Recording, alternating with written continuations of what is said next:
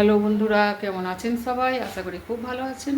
বন্ধুরা, আজকে কচু শাকের একটা রেসিপি করব, কচুর ডাঁটার। তো সেই রেসিপিটাই আপনাদের সাথে একটু শেয়ার করব।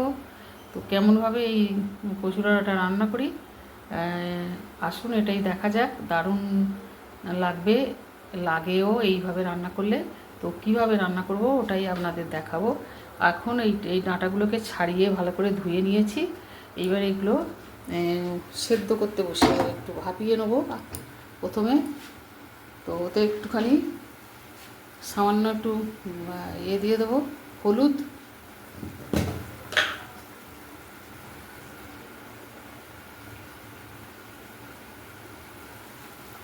হলুদ দিয়ে আর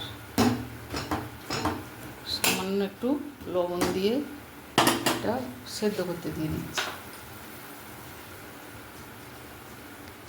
ঢাকা দিয়ে দেবো। এটা মানে বেশ করে একটু ভাপিয়ে নেবো। কচুর ডাঁটাগুলো ভাপিয়ে এখানে ঢেলে নিয়েছি। তো এবার এখানে চিংড়ি মাছ দিয়েও বন্ধুরা এটা করবো। তো এখানে চিংড়ি মাছটা ভেজে নিয়েছি, এগুলো তুলে নেব। মাছগুলো তুলে নিয়েছি এতে। আর এবার ওই তেলের মধ্যে শুকনো লঙ্কা, কালো জিরে আর সর্ষে ফোড়ন দিচ্ছি। কালো সর্ষে, কালো জিরে আর শুকনো লঙ্কা।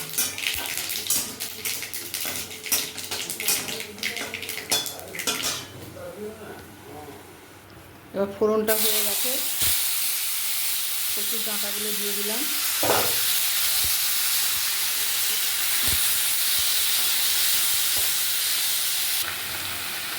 পাঁচফোড়নটা দিয়ে এটাকে ভালো করে নেড়ে নিয়েছি। দুটো কাঁচা লঙ্কা দিয়ে দিচ্ছি আর দুটো শুকনো লঙ্কা দিয়েছি। আমি আর এতে গুঁড়ো লঙ্কা দেবো না, আপনাদের প্রয়োজন হলে আপনারা এর মধ্যে গুঁড়ো লঙ্কা দিতে পারেন।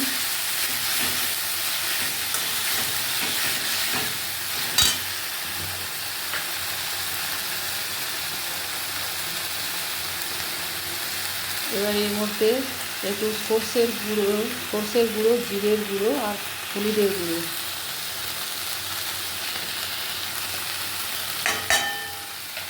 লবণ,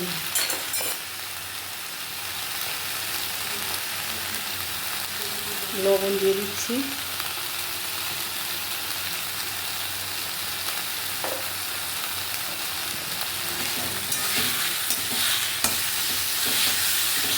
এর সঙ্গে ভাজা চিংড়ি মাছগুলো দিয়ে দিলাম।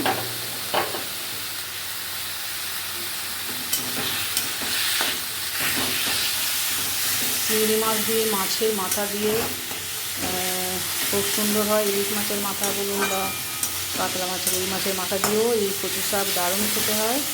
আবার নিরামিষ করলে, যেমন নারকেল কোড়া, ছোলা ভিজানো দিয়ে করলে দারুণ টেস্ট হয়। এই কচুর গাছ আমাদের উঠোনেই হয়ে আছে। সেখান থেকে মানে বা ঘরের পিছন দিকে খানিকটা সরু জায়গা আছে, ওইটার মধ্যে কচু গাছ হয়ে আছে। তো ওখান থেকেই তুলে নিয়েছি, বাজারে কিনতে হচ্ছে না, হয়নি।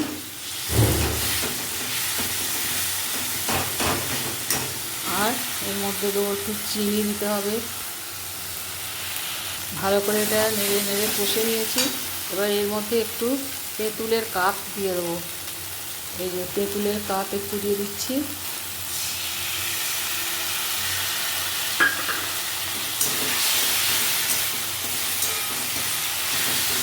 আর এর মধ্যে একটু 1 চামচ চিনি, 1 চামচ দিয়ে দিচ্ছি।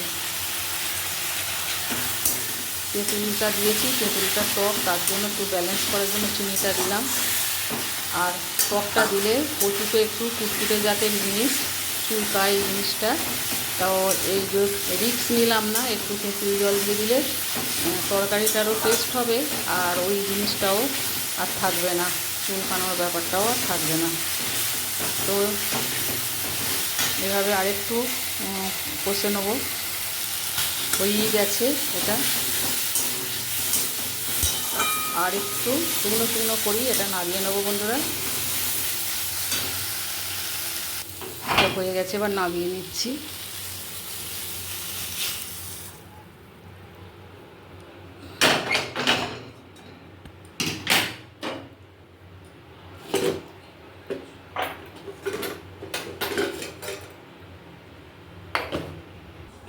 নিয়ে এই যে ঢেলে নিয়েছি কচু ডাঁটা, চিংড়ি মাছ দিয়ে কচুর ডাঁটার চচ্চড়ি। কেমন লাগলো বন্ধুরা অবশ্যই জানাবেন। ভালো লাগলে একটা লাইক শেয়ার কমেন্ট করবেন। আজকের মতো রাখছি, আবার আসবো অন্য কোনো রেসিপি নিয়ে। আপনারা খুব ভালো থাকুন আর সুস্থ থাকুন।